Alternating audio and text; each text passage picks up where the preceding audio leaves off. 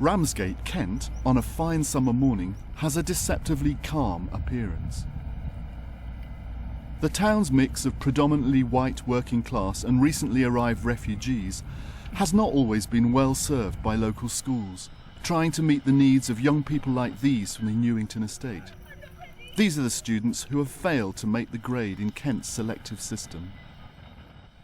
Newington Hill Massive is Newington, straight up. Like, it's a big gang that think that they're well cool, but I don't know why they call themselves Newington Hill Massive. There ain't no hills in Newington. They call it the ghetto, and it's always like people that stay in the council flats, so that's why it's always trouble like that, because no one has nothing to do.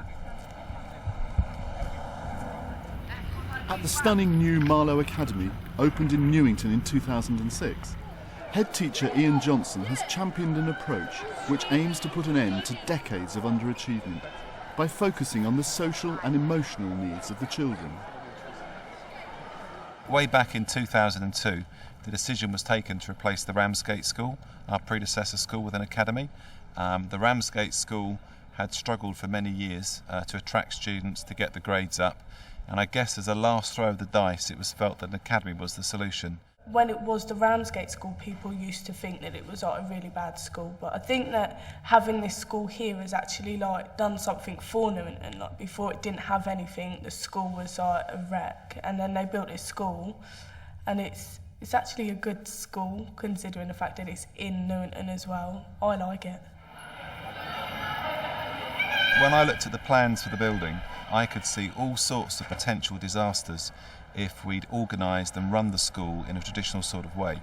Our longer school day with our longer learning sessions with breaks in the middle, our staff having their lunch with the students and being there at break time to talk to them, were all designed to create and generate a school community that was almost self-regulatory, so that the whole discipline or authoritarian approach that many secondary schools have taken traditionally wouldn't be needed.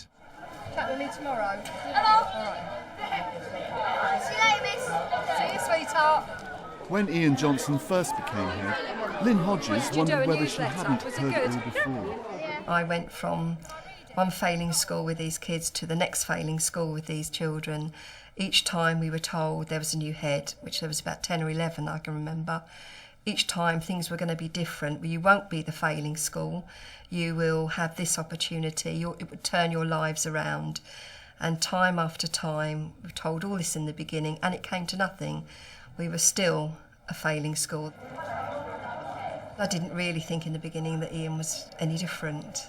After a few weeks, I realised that he did believe in the kids, that his whole ethos was the child is first, the child comes first. The children that come here get shouted at enough without us doing it as well. They feel low enough anyway, having failed their 11 plus, without us making them feel worse about themselves. And our job is actually to model and demonstrate a far more appropriate way of being with other people, and to encourage and nurture their emotional health and not put them down. Can you show me where that is? As part of the school's child and community-centred approach, one of Lynn's jobs is to organise Butterflies, a 12-week transition course for Year 6 pupils from local primary schools. This week, the Butterflies students are visiting the English department. We are making a newsletter about Butterflies Club, which is quite fun to do. The point of it is so we get to know where all the classrooms are, and we get to meet friends, so we know people that are going to come here. Well, when we come here, as students here, we're going to be feeling butterflies in our stomach probably. At first I was a bit nervous because if I keep the way I am in primary here, then I'm going to not get along with very many people, because at primary I sort of one of these that go around sort of giving it to people. Oh, yeah. I have a really bad attitude. It's going to be like a new beginning for me, so I can restart and be a better person, basically. A lot of these children come in with such difficult home lives that without dealing with that, seeing it as a whole package, a child, home and school, They don't have the capacity for learning because all these other emotions are filling up their head, and that's on a daily basis.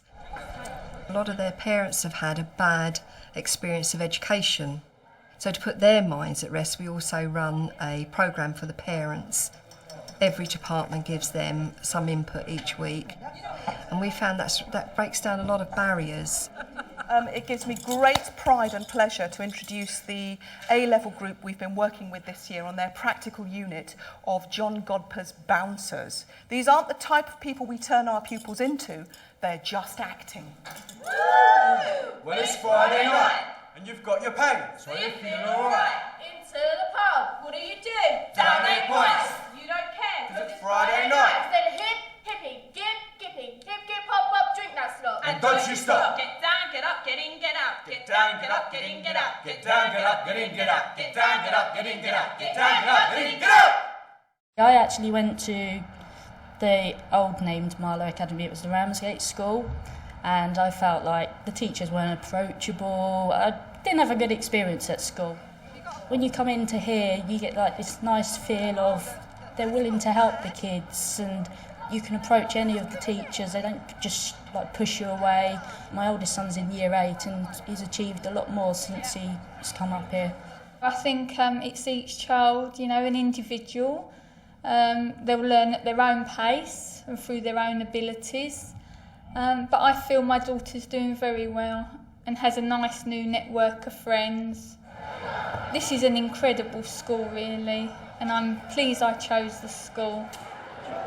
Ian Johnson's secret weapon is emotional literacy, to root teaching and learning at Marlowe Academy in a fundamental principle that if you feel good, you learn well.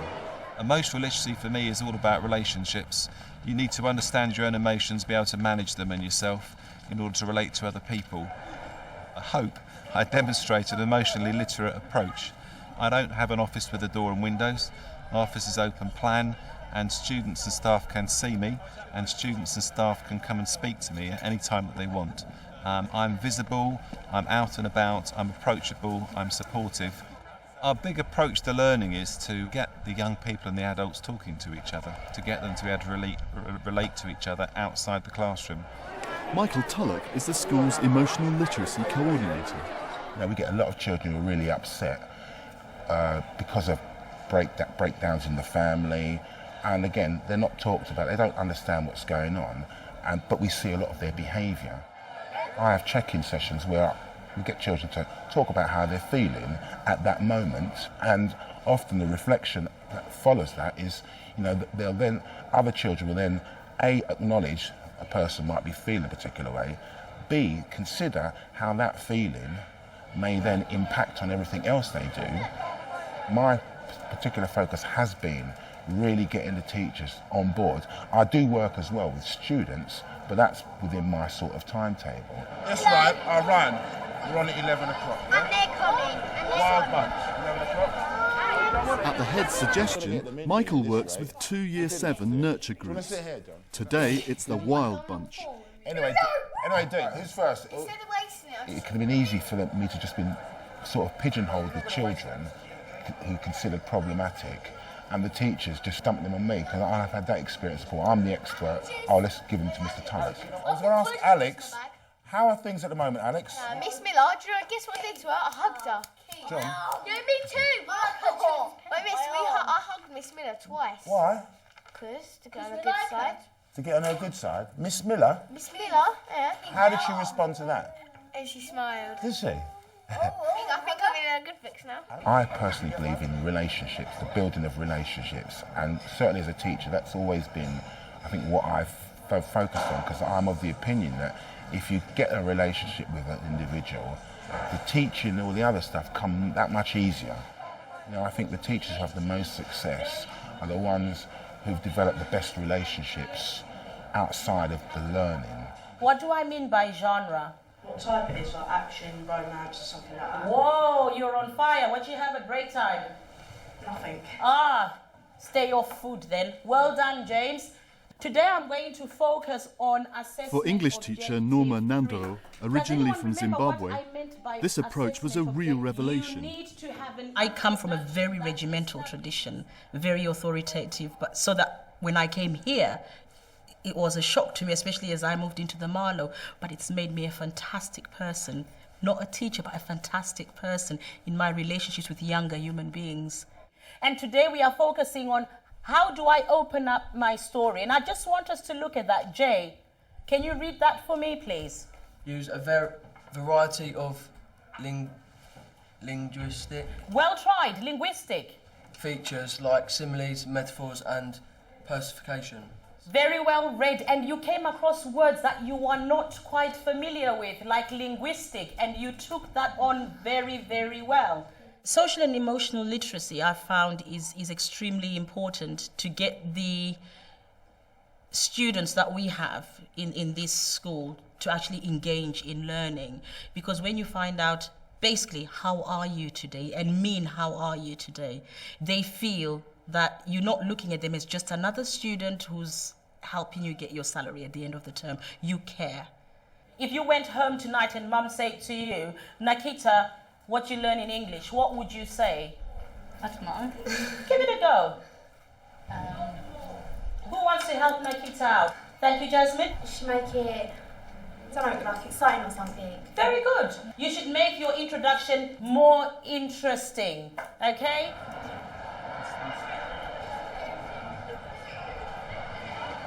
I've been led to believe even the design of this building has been designed to promote emotional literacy. For example, the Harbour Cafe is a social meeting point. Again, like no other school, you know, at break times, traditionally, you kick children out of the building so staff can chill out and relax. In here, the children don't go out, they tend to stay inside. We choose to spend our time with the kids, but more importantly, the children choose to spend their time with the adults. So you've taken away that barrier straight away. It's a mutual respect. The child is the most important, and there isn't a them and us, whether it be between different ranks in staff or adults and students.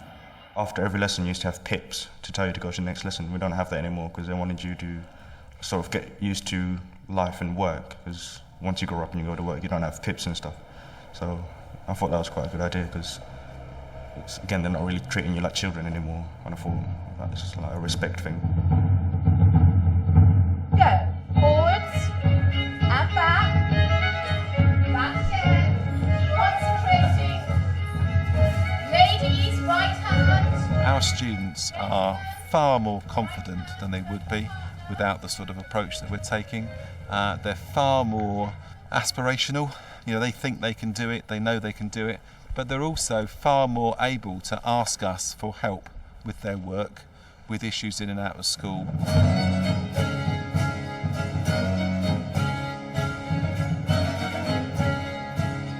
I'd never done anything like this before I actually got here, and I really struggled to begin with, but like, all the teachers have helped me and they've given me support and helping me with written work where I didn't really know what I was doing. And yeah, it's going all right now. I like it a lot.